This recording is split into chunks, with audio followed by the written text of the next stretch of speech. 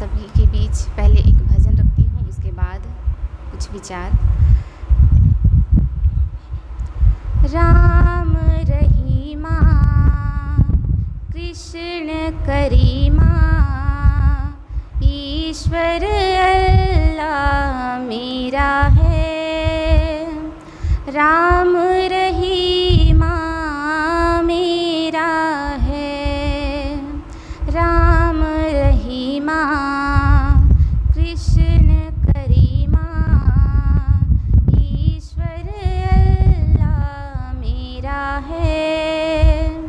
राम रहीमा मेरा है, हर घर राम की जन्म भूमि है, दर दर खुदा का डेरा है। राम रहीमा मेरा है, जरा जरा है ज़मीं का, कण कण कृष्ण कन्हैया का।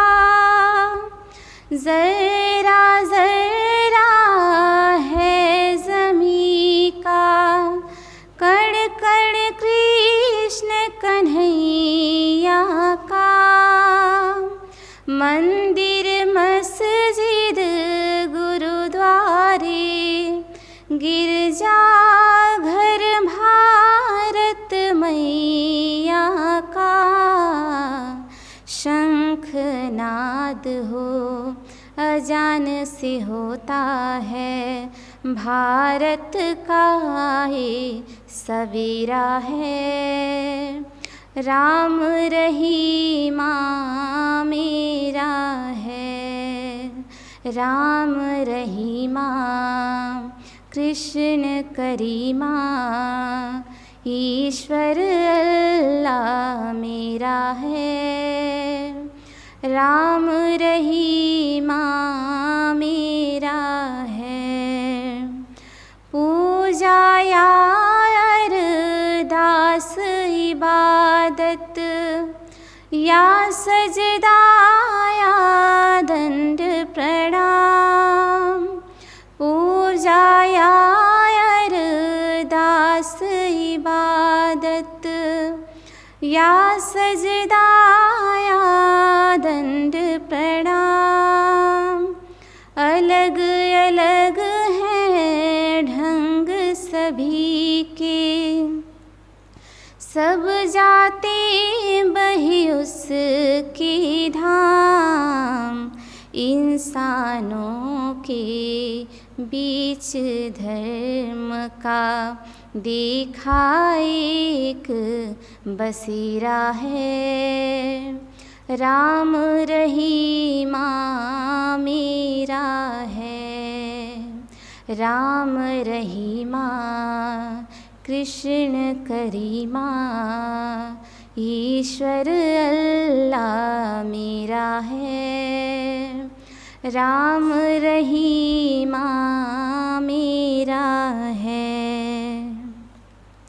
हिंदू मुस्लिम सिख ईसाई, जैन बौद्ध वैरागी से।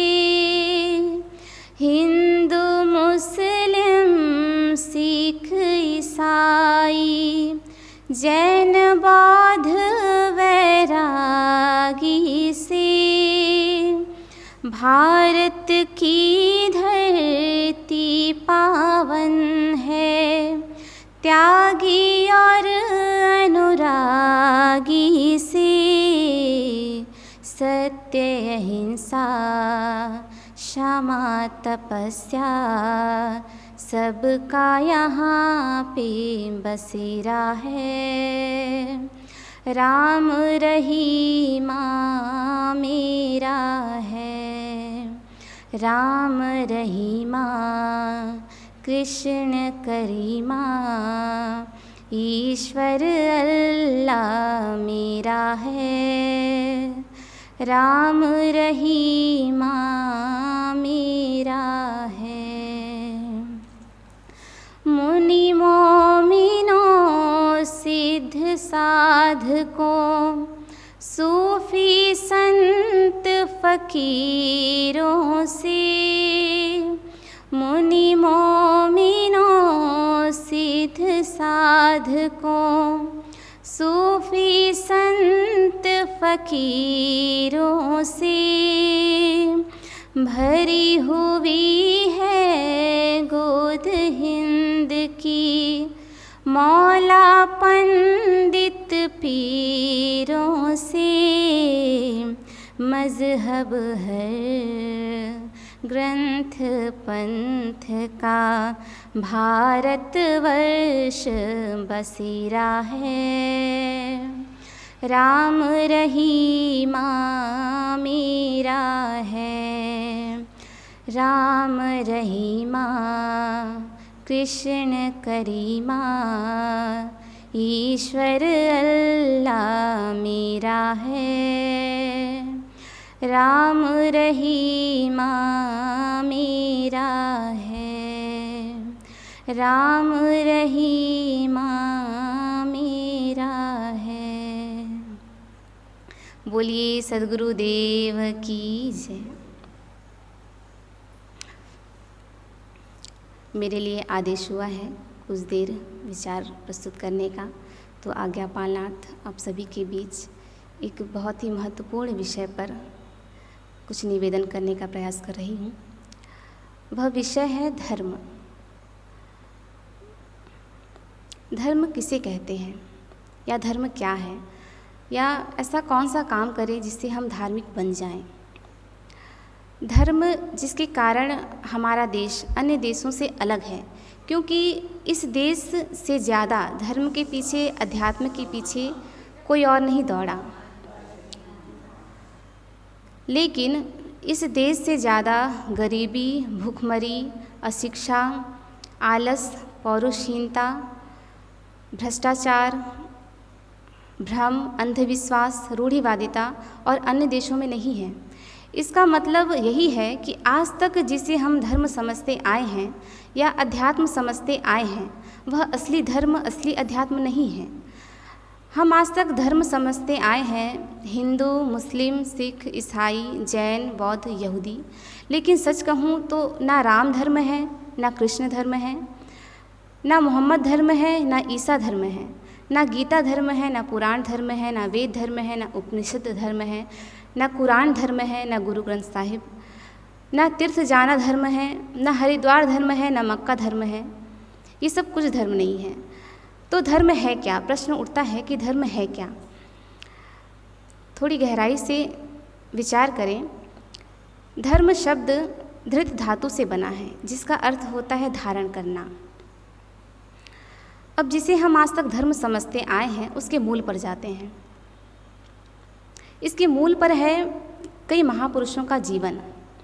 अलग अलग समय में, अलग अलग स्थानों पर ऐसे लोग हुए जिनका जीवन इतना महान था कि वे लाखों लोगों के आराध्य बन गए, इष्ट बन गए, और उनके द्वारा लिखी गई किताबें या उनके जीवन पर लिखी गई किताबें ग्रंथ बन गई।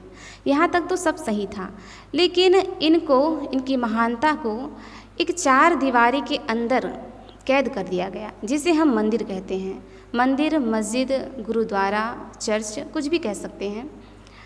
इन्हें एक चार दीवारी के अंदर सीमित कर दिया गया, या एक विशेष वर्ण जाति तक ही सीमित रख दिया गया। धर्म इतनी छोटी सी बात नहीं है, धर्म का अर्थ बहुत व्यापक है। लेकिन आज मंदिर जाना, पूजा करना, भोग लगाना, जल चढ़ाना, तीर्थ व्रत करना, उपवास करना इत्यादि को ही लोग धर्म समझ बैठे हैं और स्वयं को धार्मिक समझते हैं। मंदिर जाना गलत नहीं है, पूजा करना भी गलत नहीं है। मैं मूर्ति पूजा का खंडन नहीं करती, यदि हम मूर्ति पूजा के पीछे का रहस्य जान जाएं। मूर्ति एक बहुत ही सफल साधन रही है अमूर्त तक जाने के लिए। मूर्ति एक बहुत सफल साधन रही है अमूर्त तक जाने के लिए। मूर्ति पूजा के पीछे के फैक्ट को हम समझें। मूर्ति और चित्र आज तक इसलिए सहेज कर रखा गया ताकि हम चित्र को देखकर चरित्र को याद कर सकें। ये मनुष्य की प्रकृति है कि उसे लगन जोड़ने के लिए, प्रेम करने के लिए या श्रद्धा करने के लिए एक ऑब्जेक्ट चाहिए, चाहे वह ऑब्जेक्ट कोई जीता जागता इंसान हो गुरु रूप में, चाहे मूर्ति हो, चाहे चित्र हो। और इसीलिए जो देवी देवता और ईश्वर आज हम देखते हैं, उनके चित्र को, उनकी मूर्ति को इतना आकर्षक बनाया गया ताकि उनके चित्र को, मूर्ति को देखते ही उन्हें देखने का मन करे, निहारने का मन करे, उनसे प्रेम हो। जैसे हम तो एक साधारण मनुष्य हैं, लेकिन हमारे बनने के बाद अगर कोई हमारा चित्र रखना चाहेगा तो ऐसा चित्र रखना चाहेगा जिसमें हम बहुत सुंदर दिखें, बहुत अच्छे दिखें। और वे तो महापुरुष थे, महान थे, तो स्वाभाविक ही एक ऐसे चित्र को रखा गया है जो बहुत आकर्षक है। जितने भी देवालय हैं, मंदिर हैं, उनमें जो मूर्ति चित्र हम देखते हैं उन्हें बहुत आकर्षक इसीलिए रखा गया ताकि हम चित्र को देखकर चरित्र को याद कर सकें। जैसे भगवान राम एक ऐसे चरित्र हैं जिनका जीवन संघर्षों से भरा रहा। शुरू से देखें, संघर्षों से भरा रहा, कितना त्यागमय जीवन था उनका, कितना कुछ सीखने लायक है उनके जीवन में। एक छोटी सी घटना ही हम उठा लें उनके जीवन से। जैसे शाम को या रात को बात हुई कि राज तिलक होगा, राजा बनाया जाएगा, और सुबह 14 वर्ष का वनवास। हम जैसे सामान्य लोगों के लिए ये समझिए कि दुनिया ही पलट गई उनकी, लेकिन वे कहते हैं कि बस इतनी सी बात। और इतनी सी बात कहकर एक राजकुमार राजमहल के भोग विलास सुख सुविधाओं को छोड़कर वन की ओर निकल पड़ा। राम को मानना आसान है, लेकिन राम की मानना ये बहुत कठिन है। हम जिसे भी अपना इष्ट मानते हैं, अपना उपासक मानते हैं, उनके संदेशों को, उनके आदर्शों को जीवन में जीना ये बहुत मुश्किल है। राम की पूजा बहुत आसान है, लेकिन उनकी मर्यादाओं को जीवन में उतार पाना बहुत मुश्किल है। कृष्ण की पूजा करना आसान है, लेकिन उनकी कर्मयोग को जीवन में उतार पाना बहुत मुश्किल है। बुद्ध की पूजा करना आसान है, लेकिन बुद्ध की करुणा को जीवन में उतार पाना सहज नहीं है। व्यक्ति आज अपनी व्यवहार कुशलता, चालाकी, चापलूसी से जीवन को ढोंग से जीना तो सीख गया है, लेकिन ढंग से जीना नहीं सीख पाया। मूर्ति पूजा के पीछे का रहस्य यही है कि हम चित्र को देखकर चरित्र को याद रख सकें, लेकिन इस रहस्य को लोगों को समझाया नहीं जा रहा। जो बड़े बड़े पंडित पुजारी हैं, या कहा जाए बड़े बड़े कथावाचक हैं, वो भी इस रहस्य को नहीं बता रहे हैं। और इसीलिए आज व्यक्ति मंदिर जाना, पूजा आरती करना, अगरबत्ती घुमाना, जल चढ़ाना, भोग लगाना, घंटी बजाना इत्यादि को ही धर्म समझ बैठा है। मैंने उदाहरण दिया भगवान राम का। अभी सावन का महीना चल रहा है और एक बहुत बड़ी तादाद में शिव भक्त देखने को मिलते हैं। भले ही वे अपनी भक्ति आगे चला पाएँ या ना चला पाएँ, लेकिन सावन के महीने में शिव भक्त बहुत ज़्यादा दिखाई देते हैं। बड़े बूढ़े, बच्चे, जवान सभी लगे हैं जल चढ़ाने पे, और शिव जी को जो कुछ पसंद है, फूल पत्र सभी अर्पण करते हैं, सभी शिव की भक्ति करते हैं। लेकिन उनमें से ऐसे कितने हैं जिन्होंने शिव के शिवत्व को धारण किया है? ये सभी शिव भक्तों के लिए एक प्रश्न है कि उनमें से ऐसे कितने हैं कि जिन्होंने शिव के शिवत्व को धारण किया। हम 3 शब्द एक साथ सुनते हैं, सत्यम, शिवम, सुंदरम। ऐसे कितने हैं जिन्होंने सत्य को अपने जीवन में धारण किया? बहुत कम हो गए। ऐसे कितने हैं जिन्होंने संकल्प लिया कि अब मैं सत्य के राह पर चलूँगा, अब मैं बेईमानी नहीं करूँगा, अब किसी को कष्ट नहीं दूँगा? बहुत कम होंगे। यदि हम अपने जीवन में सत्य को धारण करते हैं तो स्वतः ही हमारे अंदर शिवत्व आएगा और हमारा जीवन सुंदर बन जाएगा। लेकिन ऐसा हो नहीं पाता, क्योंकि ऐसा बताया नहीं गया। केवल पूजा आरती तक ही लोगों को सीमित कर दिया गया। ये नहीं बताया गया कि ये पूजा आरती तभी सफल होगा जब हम अपने आराध्य के गुणों को अपने अंदर ला पाएंगे। इसीलिए व्यक्ति आज पूजा आरती, पाखंड और कर्मकांड में ही उलझे हुए हैं। शिव जी को देवों के देव महादेव कहते हैं। क्योंकि बहुत विचित्रता है उनके जीवन में, बहुत विषमता है। अब महादेव को अपना इष्ट बनाते हैं आप, तो कुछ क्वालिटी तो अपने अंदर भी लानी चाहिए। कुछ त्याग आप भी कीजिए, कुछ तपस्या आप भी कीजिए।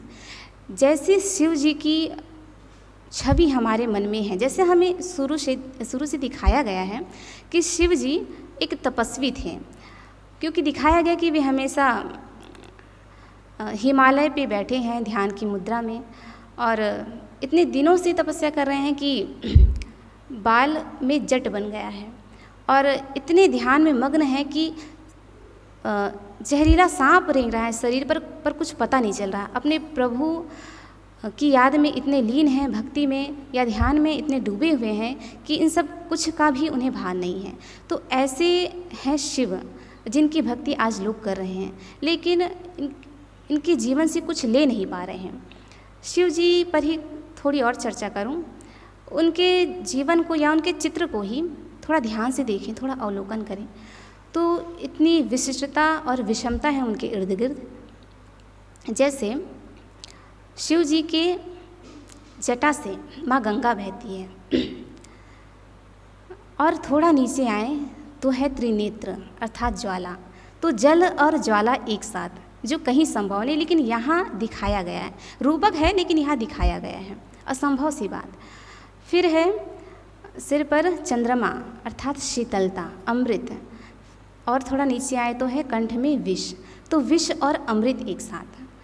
फिर गले में है सांप, और वहीं नीचे उनका पुत्र बैठा है गणेश, जिनकी सवारी है चूहा, और एक और पुत्र है जो मोर पे बैठे हुए हैं कार्तिकेय। तो सर्प, चूहा और मोर एक साथ। फिर बगल में है माँ गौरी, जिनकी सवारी है शेर, और स्वयं शिव जी की सवारी है ऋषभ।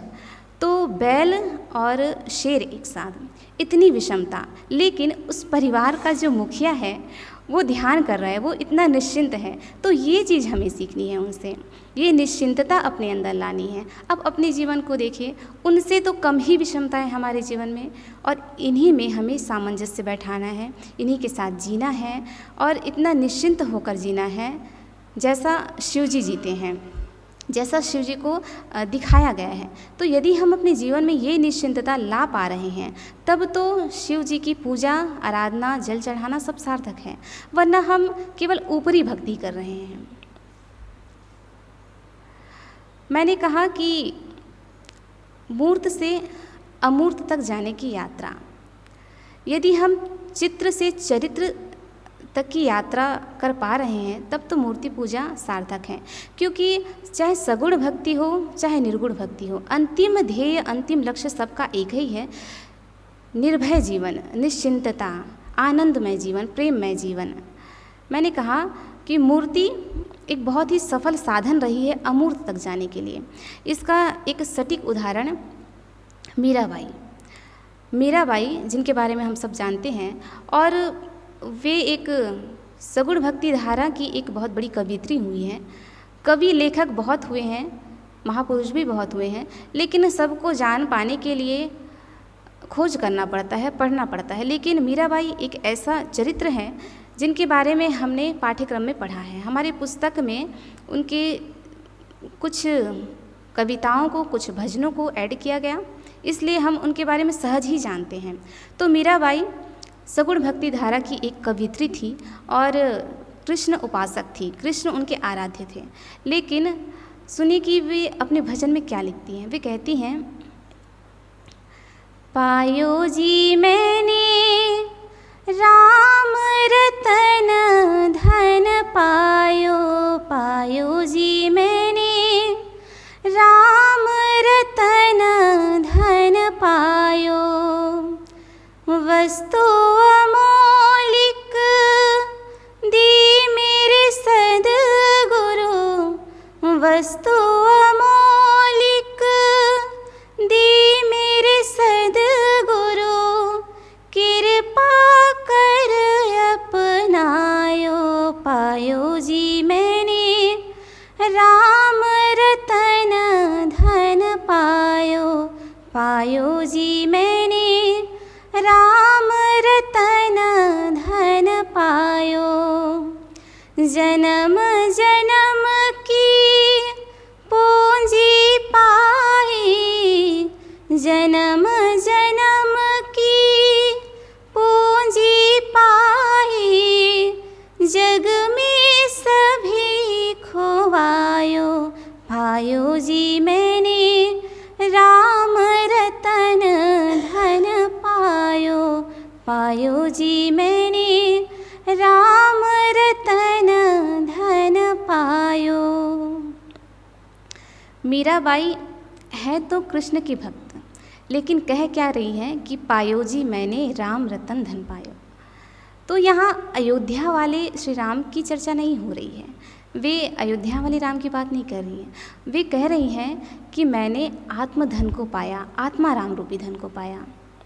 मीराबाई कृष्ण की भक्ति में इतनी लीन हो गई, इतनी डूब गई कि वे संसार को भूल गई, अपने आप को भूल गई। फिर उन्होंने अपने आप को जाना, आत्म राम रूपी धन को पाया। जब हम अपने इष्ट, अपने आराध्य, अपने गुरु की भक्ति में ऐसे डूब जाते हैं, जब हमें संसार सारहीन लगने लगता है और कुछ चाह बचती नहीं है, तब जाकर हमें अपने स्वरूप का बोध होता है। और यही अंतिम मंजिल है, यही अंतिम लक्ष्य है, क्योंकि जहाँ चाह है वहाँ राह है। चाह है तो राह आगे और बाकी है, लेकिन चाह खत्म तो वही अंतिम मंजिल है, वहीं रुक जाना है। तो मीराबाई कहती है कि पायो जी मैंने राम रतन धन पायो, यही है मूर्त से अमूर्त तक जाना। इसीलिए मूर्ति की पूजा की जाती है, चित्र की पूजा की जाती है। मैंने धर्म को मूर्ति पूजा के आधार पर समझाने का प्रयास किया, या आध्यात्मिक स्तर पर। अब आते हैं व्यवहार में, क्योंकि व्यवहार से ही परमार्थ बनता है। तो व्यवहार काल में हम ऐसा क्या करें जो धर्म का है, या धर्म का पालन व्यवहार में कैसे करें। तो धर्म का अर्थ होता है धारण करना। अब अपने आसपास देखते हैं, क्योंकि प्रकृति अपने धर्म को धारण किए हुए है, प्रकृति अपना धर्म कभी नहीं भूलती। तो देखिए, मूल 5 तत्वों को ही ले लेते हैं। जैसे जल का धर्म है शीतलता, वायु का धर्म कोमलता, पृथ्वी का धर्म कठोरता और अग्नि का धर्म है उष्णता। अर्थात हमें पाया जाने वाला वह स्वभाव जो हमारी पहचान बन जाए, जिससे हमें अलग ना किया जा सके। जैसे अग्नि से उसकी उष्णता को अलग नहीं किया जा सकता, उष्णता से ही अग्नि की पहचान है, वैसे ही एज अ ह्यूमन बीइंग हमारी क्या पहचान है। प्रकृति अपना धर्म कभी नहीं भूलती, पशु पक्षी अपना धर्म कभी नहीं भूलते। जैसे गाय के सामने आप मांस का टुकड़ा रख दीजिए, वो भूखी मर जाएगी लेकिन मांस खाएगी नहीं, क्योंकि ये उसका अपना धर्म है, अपना स्वभाव है, अपना नेचर है। वैसे शेर के सामने आप मेवा, मिष्ठान, खीर, पूड़ी, हलवा रख दीजिए, वो भी नहीं छुएगा, क्योंकि ये उसका अपना धर्म है, अपना स्वभाव, अपना नेचर है। लेकिन मनुष्य अपना धर्म भूलता जा रहा है। मनुष्य का धर्म, मनुष्य का मूल स्वभाव है दया, प्रेम, करुणा, सहानुभूति, परोपकार। लेकिन मनुष्य आज स्वाद के लिए, अपनी जीभ के स्वाद के लिए मूक प्राणियों की हत्या करता है। वह अपने फायदे के लिए लोगों को ठगता है, धोखा देता है, बेईमानी करता है, चोरी करता है, हिंसा करता है, व्यभिचार करता है, भ्रष्टाचार करता है। प्रकृति अपना धर्म नहीं भूले, लेकिन मनुष्य अपना धर्म भूलता जा रहा है। जिस मानवीय गुणों के कारण, जिस मूल स्वभाव के कारण मनुष्य को मनुष्य कहा जाता है, वह अपना उस मूल स्वभाव को भूलता जा रहा है। सदगुरु कबीर ने कहा है, बहुत सटीक ढंग से सदगुरु कबीर कहते हैं कि जहाँ दया तहाँ धर्म है। अर्थात प्राणी मात्र के लिए दया, प्रेम, करुणा, हित की भावना। और यही बात भगवान बुद्ध भी कहते हैं कि अहिंसा परमो धर्मा, मन वचन कर्म से कहीं हमसे हिंसा ना हो। यही धर्म है। धर्म क्या, परम धर्म कहा है। लेकिन मनुष्य अपना धर्म, अपना स्वभाव भूलता जा रहा है। वैसे तो बहुत हल्ला है कि धर्म को बचाना है, धर्म का प्रचार प्रसार करना है, लेकिन जाने तो पहले कि धर्म है क्या। धर्म है मनुष्य की मनुष्यता को बचाना। धर्म का एक अर्थ और है कर्तव्य। हम विचार करें कि हमारा कर्तव्य, हमारा धर्म क्या है। स्वयं के प्रति, समाज के प्रति, राष्ट्र के प्रति और अपने धर्म का पालन करें। हमारा धर्म है मनुष्य जीवन मिला है हमें, तो हमारा धर्म है अपने जीवन को सद्गुणों से सजाना, अपने जीवन में एक ऊंचा से ऊंचा लक्ष्य बनाना, उस परम आनंद, उस परम शांति को पाना जिसके लिए हमें यह मानव जन्म मिला है। और यदि यह प्रेरणा हमें किसी मूर्ति से, किसी चरित्र से मिल रही है, तो उस मूर्ति की पूजा, उस मूर्ति की आराधना ये गलत नहीं है। लेकिन यदि हम केवल मूर्ति की पूजा तक ही सीमित रह गए हैं, उनसे कुछ ले नहीं पा रहे हैं, कुछ सीख नहीं पा रहे हैं, तो ये धर्म केवल ऊपरी दिखावा है, केवल कर्मकांड है। तो यदि आप मूर्ति पूजा को या मंदिर जाना को धर्म समझते हैं, तो जिस किसी को भी आप अपना आराध्य मानते हैं, उनके जीवन चरित्र को अपने अंदर उतारने का प्रयास करें, यही सही धार्मिक होना होगा। मैंने धर्म विषय पर कुछ देर अपने विचार रखे, प्रयास किया कि कई पहलुओं को छू सकूं, और जितना कुछ मैंने समझा है, जाना है, मैंने समझाने की कोशिश की। और बस इतना ही कहकर मैं अपनी वाणी को विराम देती हूँ। बोलिए सद्गुरुदेव की जय।